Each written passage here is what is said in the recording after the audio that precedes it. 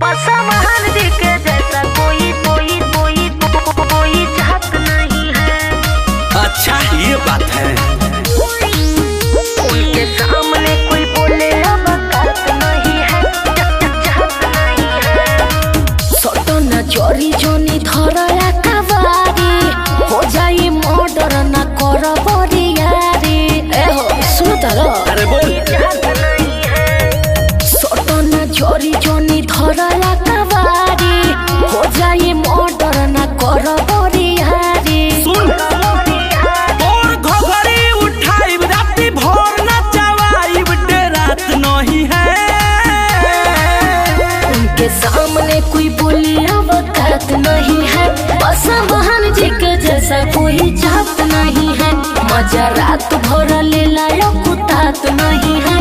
पासवान जी के जैसा कोई चाहत नहीं है। अच्छा ये बात है। कोई चाहत नहीं है। म्यूजिक बाय संगम।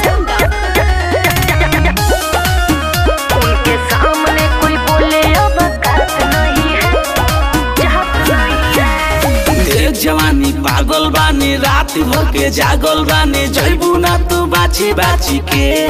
क्या केहू से ना डर बाटे चोरी सिक सर बाटे छोड़ा तो है जिजरे घाची के।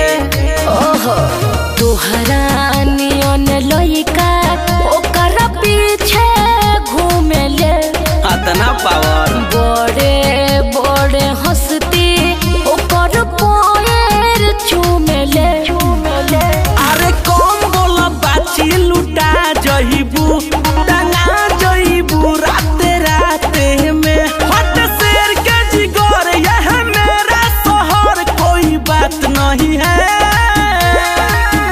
उनके सामने कोई बोले अब बात नहीं है। पासवान जी के जैसा कोई जात नहीं है।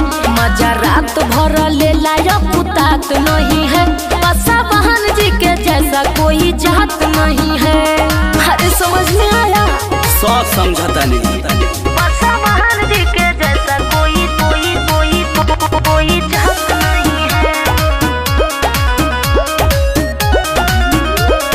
चाहत नहीं है।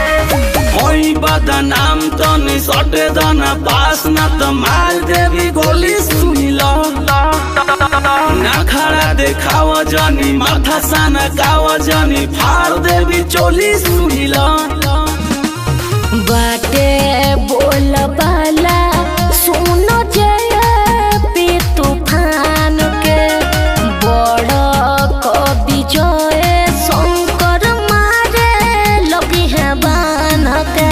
अरे चोली रंगादारी अनिकेत के खाली दुनाली से करे नी शिकार। सोनू संगम सरून दोनों कर देगा खून घबरात नहीं है। उनके सामने कोई बोले अब बात नहीं है। पासवान जी के जैसा कोई जात नहीं है। मजा रात भर ले लाया कुतात नहीं है।